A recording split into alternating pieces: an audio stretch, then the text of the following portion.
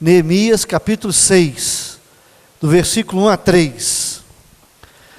Tendo ouvido Sambalá, Tobias, Gesem, o arábio, e o resto dos nossos inimigos, que eu tinha edificado o muro, e que nele já não havia brecha nenhuma, ainda que até este tempo não tinha posto as portas nos portais, Sambalá e Gesem mandaram dizer-me: vem, encontremo-nos nas aldeias, no vale de Ono. Porém, intentavam fazer-me mal. Enviei-lhes mensageiros a dizer: estou fazendo grande obra, de modo que não poderei descer.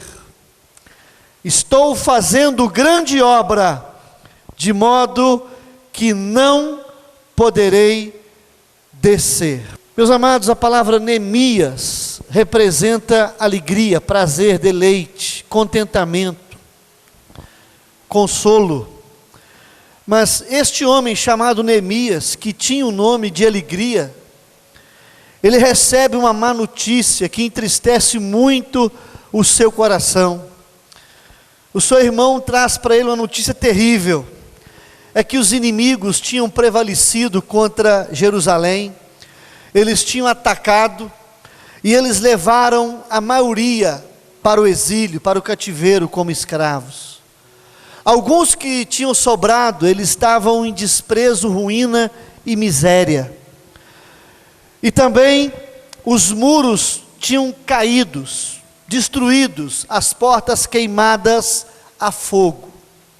Havia muito choro, havia muita tristeza, e Neemias, quando recebe aquela notícia, os seus parentes estavam lá, ele se entristece profundamente, porque algo muito ruim tinha acontecido na vida dele. E nós vimos aqui, meus irmãos, que Neemias, ele sente no coração um desejo de reconstruir os muros, de mudar a situação da cidade de Jerusalém, de ser usado para edificar os muros, as vidas, o templo, e aquela nação que estava necessitada de uma obra divina. E nós vimos aqui, meus irmãos, que às vezes nós recebemos más notícias, e nós enxergamos alguns problemas. O fato é que Deus quer nos usar para construir certos muros que a gente vê caídos na nossa caminhada, na nossa vida espiritual. E eu quero relatar aqui algumas mensagens, pelo menos 3 lições para nós, dentre elas uma que eu creio que é fundamental para nós podermos edificar qualquer muro caído em nome de Jesus. E nós vamos aprender isso diante de Deus. Mas uma coisa interessante, irmãos, é que eu vejo que Neemias, ele estabeleceu no seu coração alguns princípios para restaurar Jerusalém. E quando você quer restaurar alguma coisa, algum muro, pode ser da sua família, do seu ministério, do seu coração, da sua igreja, da sua vida financeira, qualquer que seja o muro caído, algumas coisas são necessárias para que eles possam ser restaurados. E Neemias, ele começa de certo, ele no capítulo 1:4 fala que quando ele recebe a notícia, a primeira coisa que ele faz, ele começa a jejuar, orar e chorar diante de Deus. Ele chora, ele ora, ele jejua, ele coloca aquilo diante do Senhor, e ele pede a Deus socorro, para que Deus pudesse ajudá-lo. Mas uma coisa interessante que ele faz, irmãos, é que quando a pessoa começa a orar, a jejuar, e a se quebrantar e chorar, a primeira coisa que Deus faz é mostrar no nosso coração aquilo que está errado. Quando você quer edificar alguma coisa, você precisa de consagração, você precisa ser restaurado em primeiro lugar, porque você não consegue restaurar nada na vida de ninguém, se você não for restaurado. Você não reconcilia ninguém a Cristo se você não é reconciliado. Você não pode abençoar ninguém sem ser abençoado. A palavra do Senhor diz em Josué: santificai-vos hoje, porque amanhã Deus fará proezas no meio de vós. Muros caídos, vitória do adversário, é significado de pecado na vida. Quando há pecado, os muros caem, as portas são queimadas, o inimigo prevalece, a ruína acontece, a miséria vem, a vergonha toma conta. E Neemias, quando começa a orar, e jejuar, e chorar, Deus fala com ele, que ele estava em pecado, o povo todo tinha pecado, era consequência de pecado na vida do povo. E quando há pecado, irmãos, não existe nenhum muro, por mais forte que seja, que fique de pé. Ele é desabado, ele é destruído pelo adversário. Na verdade, não é o diabo que destrói o muro, quem destrói o muro é o pecado. O que acaba com os muros da sua vida se chama pecado. Quando você não tem arrependimento, quando você não tem confissão de pecado e quando não há conserto de vida. Mas quando há arrependimento, quando há humildade, para que você coloque aquilo diante do Senhor, aí começa a restauração dos muros. Os muros de Jerusalém, eles foram restaurados porque, em primeiro lugar, o restaurador restaurou a vida dele. Neemias. E a palavra do Senhor nos diz aqui, meus irmãos, que no capítulo 1, no versículo de número 6, olha o que Neemias fala: eu faço confissão pelos pecados dos filhos de Israel, e ele diz assim, que temos cometido contra ti, pois eu e a casa de meu pai temos pecado, temos procedido de todo corruptamente contra ti, e não temos guardado os mandamentos, os estatutos, os juízos que ordenaste a Moisés, o teu servo. Meus amados, muitas pessoas querem restaurar a igreja, mas para você pensar em restauração de igreja, de famílias, de instituições, corações, ministérios, você precisa primeiro cuidar da sua própria vida, do seu próprio coração e cuidar da sua casa, da sua família. Pode ser que na sua vida e na sua família tenha pecados piores, maiores do que na própria igreja de Deus. O problema é que nós queremos consertar o mundo inteiro, mas não queremos consertar nós mesmos. Isso não, as coisas de Deus não são assim. Quer restaurar a sua família? Começa por você. Quer restaurar o casamento? Restaura você, marido. Trate a sua mulher primeiro, com mais carinho, com mais amor, com mais delicadeza. A mulher quer restaurar o casamento, que ela comece por ela mesma. Quer restaurar os filhos? Os filhos são o retrato da família, irmãos. Então, nós vimos aqui, a primeira coisa que Neemias fez é consertar a vida dele. Mas o conserto vem, a consagração vem, quando há oração, jejum, quando há quebrantamento, quando há humildade, o Espírito de Deus fala, Ele mostra, a gente responde e a gente faz aquilo que tem que ser feito, para que haja a restauração. Outra coisa que eu vejo em Neemias, irmãos, é que ele era copeiro do rei. Ele era uma pessoa importante naquele palácio, uma pessoa ali que era um homem de confiança. E quando o rei viu Neemias triste, era algo inconcebível para um copeiro, e ele pergunta: Neemias, por que você está triste, o seu semblante? O que aconteceu com você? E ele temeu sobremaneira, mas o rei gostava dele, amava profundamente Neemias. E lá no capítulo 2, versículo 4, ele fala que ora, mas no verso 3, ele diz assim: viva o rei para sempre, viva o rei para sempre. É a mesma palavra que Daniel falou, quando o rei chegou diante da cova, e chamou: Daniel, Daniel, servo do Deus vivo, acaso o teu Deus, a quem tu continuamente serves, tenha podido livrar-te dos leões? E Daniel responde: ó rei, vive para sempre, era uma forma de abençoar as autoridades, de honrar as autoridades. E vimos ali, meus amados, que para você ser um restaurador, para você ser usado por Deus por uma grande obra, você precisa de submissão às autoridades que o Senhor Deus coloca sobre a sua vida.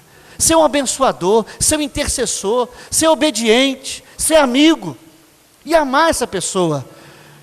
E automaticamente você será amado por ela. O rei amava Neemias, amava tanto Neemias, que Neemias, ele era condenado ali pela sua tristeza à morte. O copeiro que chegava perto do rei entristecido, o rei mandava matar. Mas ele gostava tanto de Neemias que ele fingiu que não viu. Ele falou, ele fingiu que esqueceu da lei, né? Você está triste aí, não vou te matar não. Pedes o que você quer. O que você quer de mim, Neemias? Neemias conta a história para o rei.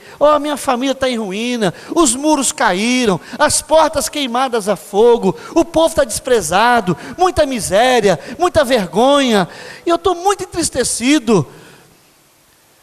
Uma coisa interessante, irmãos, que quando você se submete às autoridades que Deus coloca sobre a sua vida, as portas se abrem para você fazer a obra de Deus.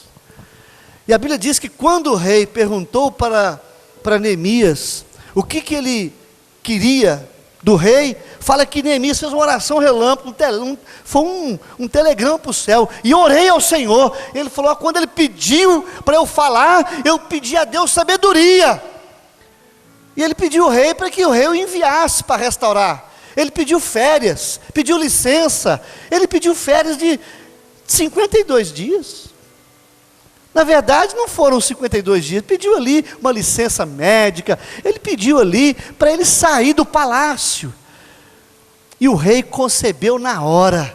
Não importa o seu pedido, se você é uma pessoa que consagra a sua vida, que está disposto a mudar de vida, que se submete, que ama as autoridades que o próprio Deus colocou sobre você, você será amado, será respeitado, as portas vão se abrir para você.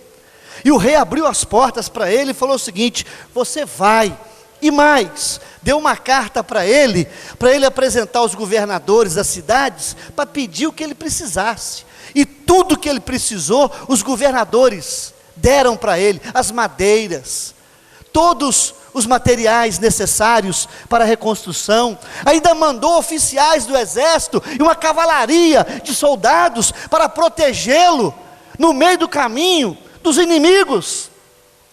Meus amados, tudo na lei, tudo direitinho, ele foi abençoado, ele foi instruído, as portas foram abertas, ele recebe proteção, recebe a provisão, ele recebe a bênção, e ele é enviado, ele é reconhecido, ele é abençoado para abençoar. É assim que funciona na igreja. Você quer restaurar alguma coisa? Restaura a sua vida, o seu coração, o seu ministério, a sua casa. E agora pede a Deus submissão. Deus, me ajuda a me submeter, a amar, a considerar. E geralmente quem se submete e ama é amado, irmãos. Amor, ele pega. Quando você ama, você é amado em nome de Jesus. Agora, uma coisa interessante é que é necessário não apenas consagração, submissão, mas é necessário também que a gente tenha desprendimento, renúncia.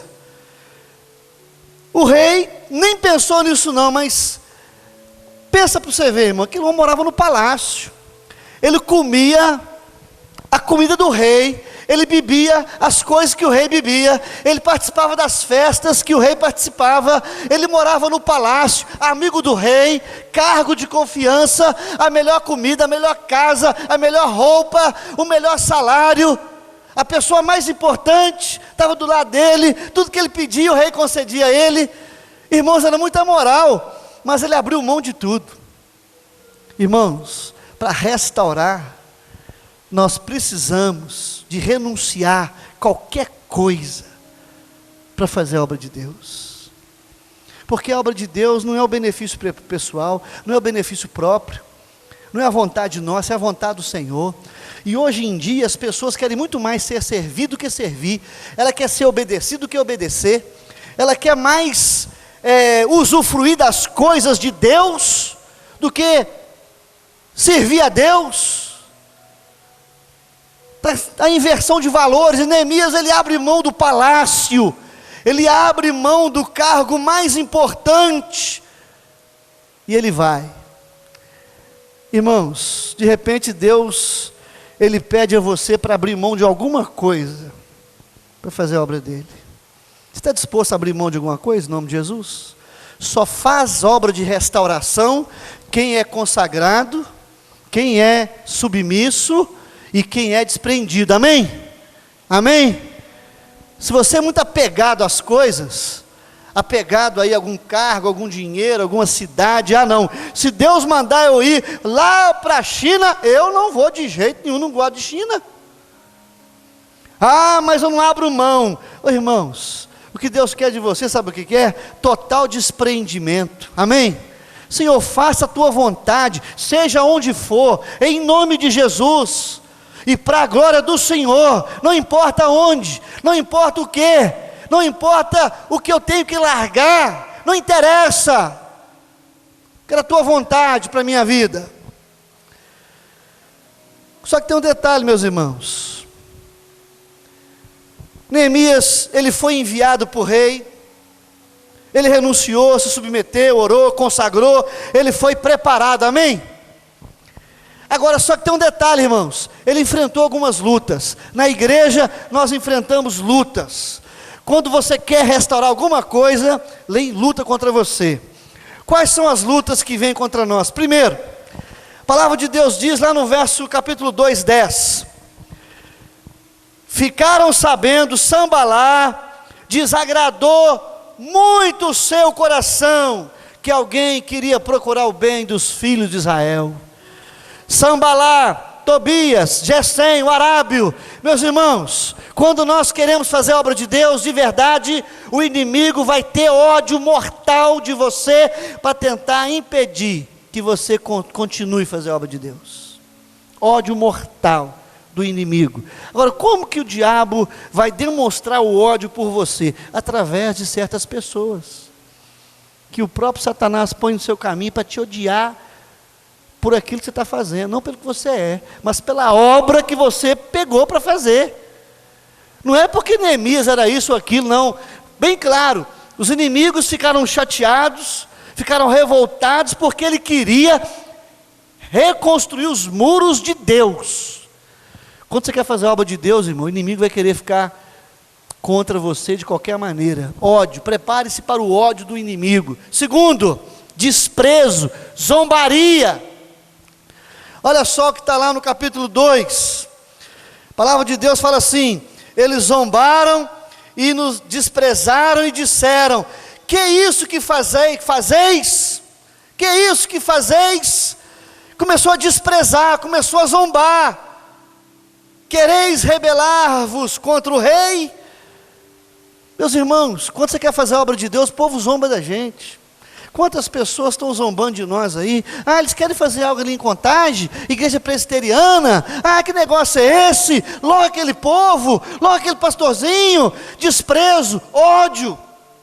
Mas Neemias enfrenta mais lutas ainda, irmãos. No capítulo 6, verso 6, mentira. O povo começa a falar mentira para ele. Neemias, você está edificando os muros porque você é um político e você quer ser o rei deles. Há um interesse pessoal por trás disso. Você é interesseiro. Irmãos, pessoas falam mentira da igreja, falam mentira do pastor, falam mentira para você. Mentem descaradamente para desanimar, fala que o povo não vai conseguir, a obra é muito grande, o fardo é muito pesado, nós não vamos conseguir, isso aqui não é de Deus, não vale a pena. As lutas vêm para a igreja, vêm para o ministério, vêm para a família, vêm para o coração da gente. O povo está cansado, pastor, o povo não aguenta mais, o povo está desanimado. Sanbalá, Tobias, Gesem subornaram profetas para levar uma palavra de Deus para Neemias. Mas Neemias era um homem que tinha discernimento, não aceitou aquela palavra. Meus irmãos, quantas palavras que parecem que são de Deus e não são. Alguns falsos profetas falam besteira a respeito da igreja, do seu ministério. Essas portas vão fechar. Isso não vai para frente. vocês não vão conseguir. É profetada para lá, profetada para cá, para tentar derrubar o povo de Deus. Então, irmãos, agora eu cheguei onde eu queria chegar, que eu creio que é o centro dessa mensagem aqui dessa noite. Por que que Neemias conseguiu vencer tudo isso? Como é que você consegue vencer os ataques do diabo, os ataques assim, infernais? Esgotamento, armadilha, mentira, profetada, ódio, desprezo, desencorajamento. As lutas vêm para você ficar aí, vão desistir. Muita gente desiste, né? Vou parar por aqui, não aguento mais não, cansei, estou desanimado, vou largar para um lado. Isso não é de Deus não. Mas Neemias vence tudo isso, sabe por quê? A coisa mais importante aqui, se você guardar isso, você vai ser um Neemias em nome de Jesus desse século, amém? Sabe por que Neemias venceu? E você pode vencer? A primeira coisa, eu creio a mais importante delas, é que Neemias, ele tinha uma visão de Deus no seu coração. Meus irmãos, o mais importante para restaurar qualquer coisa, é quando você tem uma palavra de Deus, um comando de Deus no seu coração, de que onde você está, é a vontade dEle para a sua vida.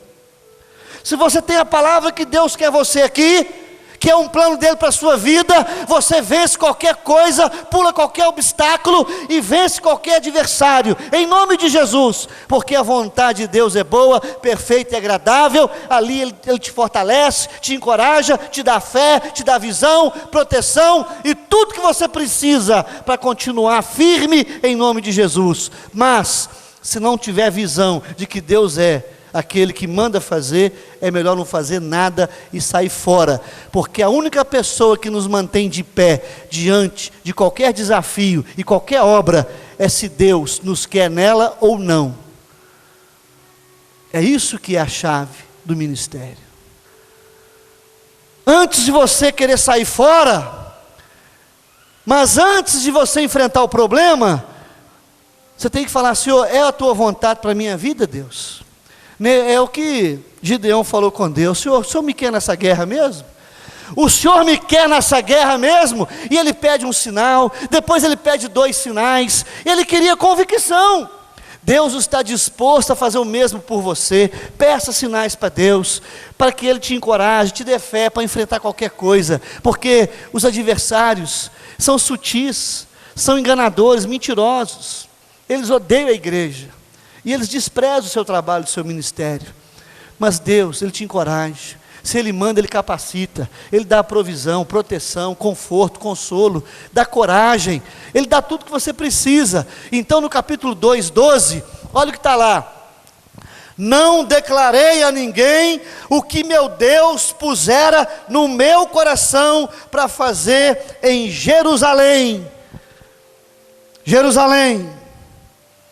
Neemias falou o seguinte: essa obra que eu estou fazendo, essa grande obra que eu estou fazendo, foi Deus que colocou no meu coração. Não sou empregado de ninguém, eu não sou interesseiro da fé, eu não estou aqui caindo de paraquedas, não sou um bobo alegre da corte, não vim para brincar, eu vim como enviado do céu, um enviado de Deus, um mensageiro do Senhor, para fazer a obra dEle, e sai da minha frente, e no nome de Jesus, quem se opor, a obra de Deus, a obra não é minha, a obra é do Senhor. Ninguém detém essa obra de Deus, irmão, nem Satã, nem o mundo inteiro pode apagar isso.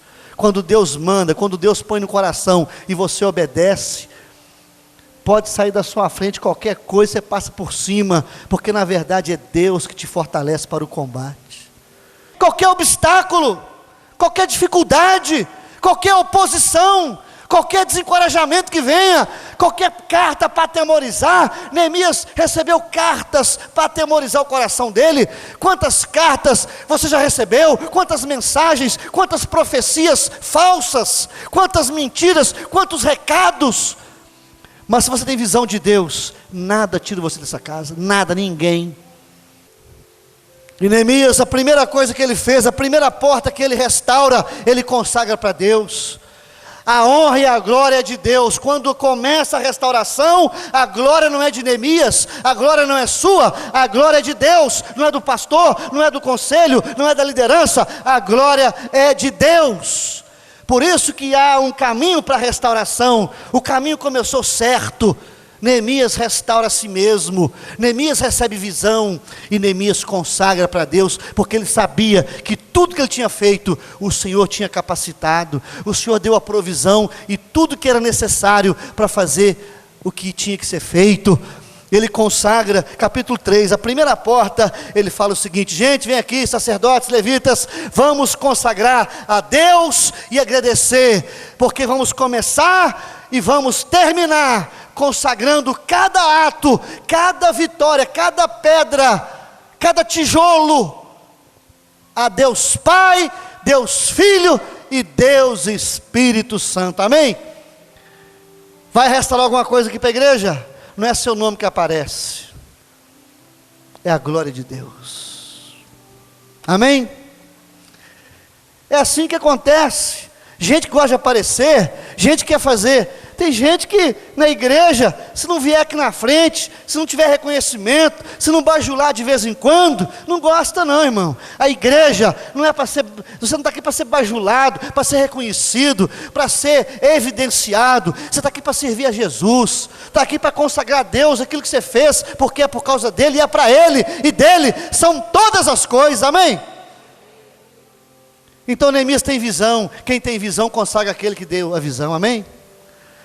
Neemias fez a grande obra em 52 dias, ele não apenas restaurou os muros, restaurou o templo e as vidas, e quando ele fechou tudo, fez a genealogia, organizou o hall, tudo direitinho, falou, ó, as portas não abrem à noite, inimigo não entra mais aqui, está todo mundo fechado, tudo no hall, tudo marcado, organização. Deus vai abençoar a nossa igreja, vamos organizar tudo, irmãos, as portas vão ficar mais abertas à noite, o inimigo não entra mais, acabou, chega, porque Deus quer dar a vitória a cada um de nós. Que Deus o abençoe, que Deus o ajude, em nome de Jesus.